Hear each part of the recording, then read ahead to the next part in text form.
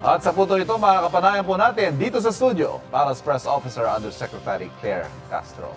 Yusek Claire, Yes. welcome. Good morning. Good morning. Good morning, Kuya. Yusek. Good morning, Ivan. Good morning sa lahat ng mga kababayan natin na nanonood sa inyong programa ngayon. Dami natin pag-uusapan, Yusek. Mukha nga. Unahin natin, Yusek, yung mga kilos protesta nakita natin kanina. Habang nagre-report po yung mga kapuso natin sa iba't ibang lugar, kasama natin dito si Yusek Claire. Ano ho ang reaksyon ninyo sa nakikita ninyo? At ang Pangulo, nasan po ba siya ngayon? Saan siya nagmamonitor ng mga pagkilos? Kanina pa natin sinabi na kapanayam ako ni Weng Salvacion. Sabi nga natin, even before, ang Pangulo kasi nirerespeto niya yung karapatang pantao sa kanilang pagpapahayag, freedom of expression. So, kahit nga ang Pangulo, sinabi niya kung hindi siya presidente, malamang nandiyan din siya sa labas at sumisigaw ng katarungan para sa pondo ng bayan. So kung ano yung nakikita natin ngayon, hanggat hindi naman sila lumalabag sa batas, hindi naman po yan pipigilan ng Pangulo. Dahil alam po ng Pangulo yung hinaing ng taong bayan. So ngayon po nagmo-monitor pa rin po ang Pangulo Nasaan katulad po ng siya? nangyari.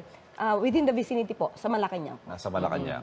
Masasabi ba natin, Yusek, na ang Pangulo ay unbothered? Tama ba yung salitang unbothered by all the protests going on? Kasi sabi niyo po, parang nag-tune out siya dun sa tinatawag niyong ingay for the calls for resignation, yung mga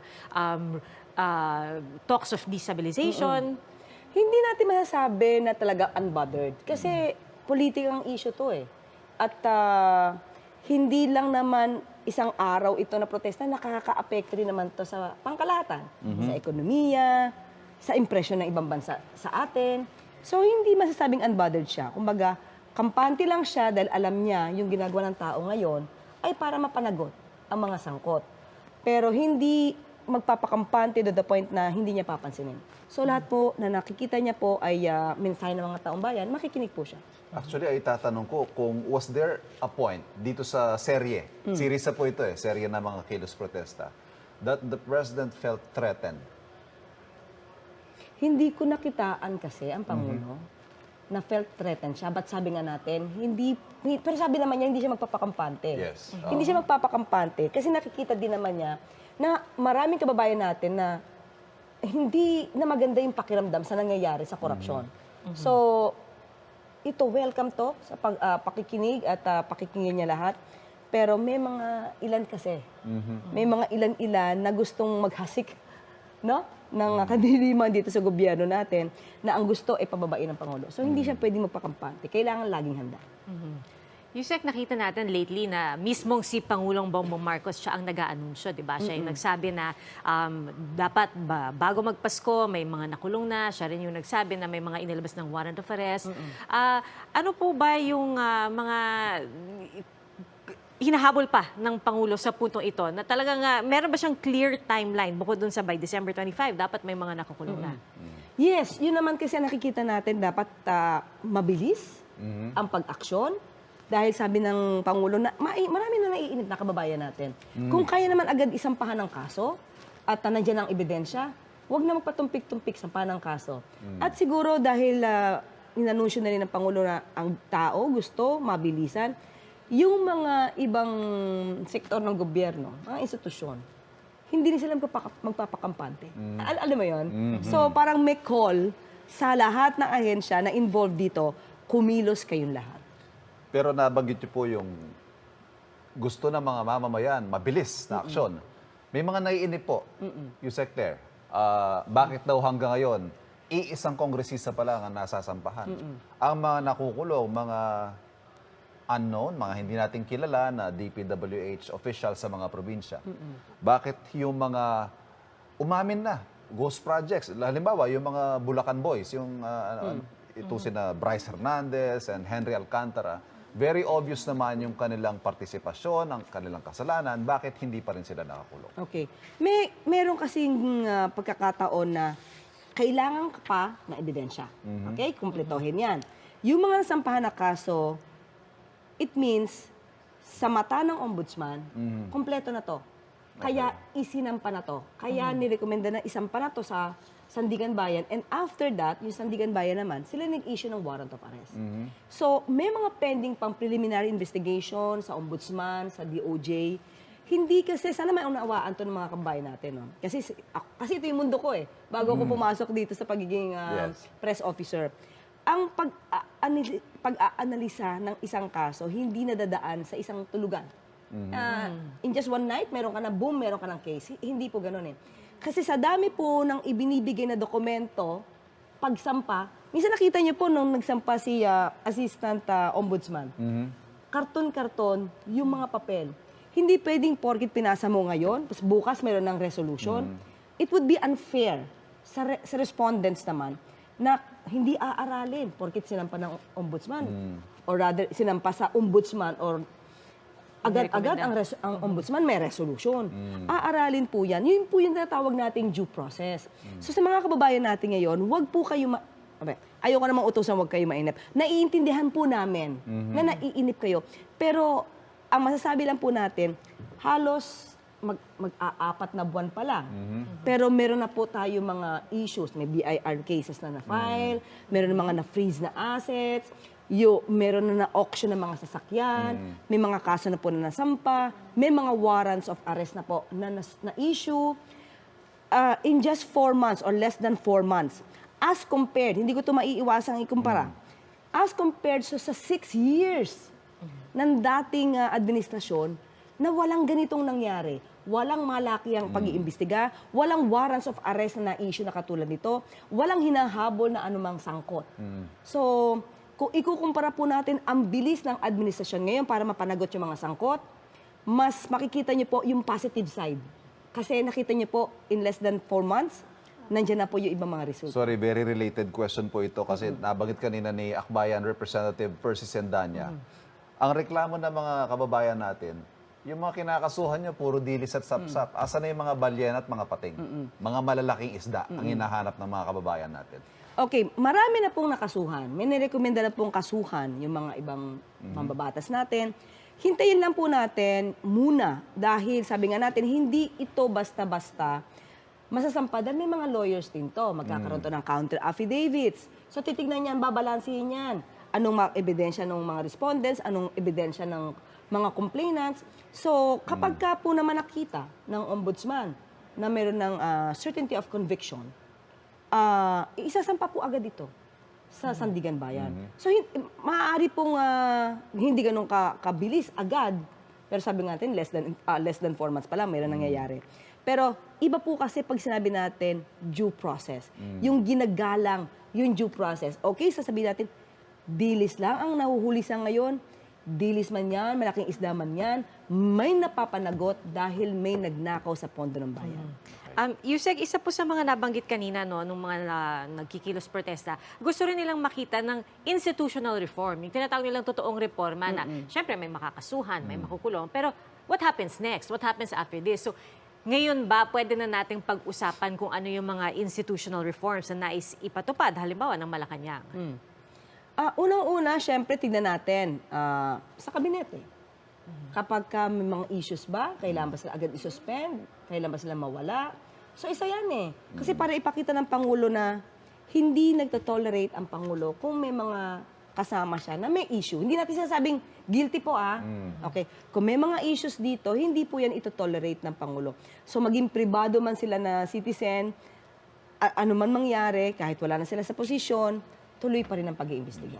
Balikan natin Si Yusek Claire. Castro. Naputol tayo kanina doon sa pinag-uusapan natin mga reforms. Yusek Claire.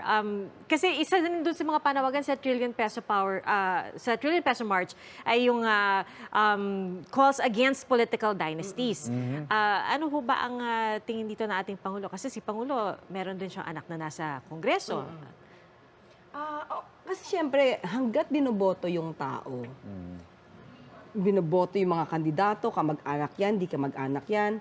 Sa ngayon kasi, wala tayong magagawa. Kasi nasa demokrasya tayo eh. Kung sinong pipiliin ng tao, na inibinoto, proseso yun eh. Pero ayun nga po, may nakahaing panukala to ban political dynasties and they are asking the President na i-certify to as urgent. May posisyon na ho ba ang Pangulo dito? Unang-una ganito Chinek ko eh. Kasi nung last year, parang si Senator Robin Padilla. Tama ba ako? Sa ngayon akbayan ang naghain ng Siguro, panukala. tingnan natin. Okay, kasi dapat makita muna natin yung mga provisions ito. Kasi na nakita ko last year, si Senator Robin Padilla, isa sa may panukala. Yes. Anti-political dynasty. Pero may nakita tayong news na parang tinutuloy pa ba niya to? Dahil siya mismo ay natutuwa na lahat ng kamag-anak yata ng Duterte sumalang sa election. So parang contradicting doon sa gusto niyang ipanukala na anti-political dynasty. So ito naman, tingnan lang po natin kung ano po ba yung bill, paaralin naman po yan, para susugan o para tignan ng Pangulo kung nararapat ito. Doon sa binanggit ni Kiko D, kung seryoso daw talaga ang Pangulo na mapanagot ang mga dapat managot, dapat walang sasantuhin, maging ang kanyang sarili. Maging ang sarili niyang anak, pinsan, kung nababanggit na, dapat daw ho'y imbestigahan. Yun naman ang gusto ng Pangulo. Even before, at the start, walang sasantuhin, kamag-anak, kaalyado. O pati siya. Pati siya. So, sabi nga ni Sir Kiko, may positibo naman dahil may nakikitang aksyon. Pero gusto na kasi mapanagot, yung siguro yung malalaki na mga tao, yung mga may impluwensya. Pero still, sasabihin nga natin, unti-unti ito, hindi ito nadadaan sa dahas. Pero Kumbaga, Yusek, will the President submit to the ICI? Of course, yun naman ang gusto ng Pangulo. Kung sakali halimbawa, ipatawag siya o imbestigahan siya, haharap siya? Kung meron na ipipinpoint sa kanya, sasagot ang Pangulo. Bakit? Kasi ito lang naman minsan logic Yes. Hindi naman i-open ng Pangulo ang issue na to kung alam niya natatamaan siya.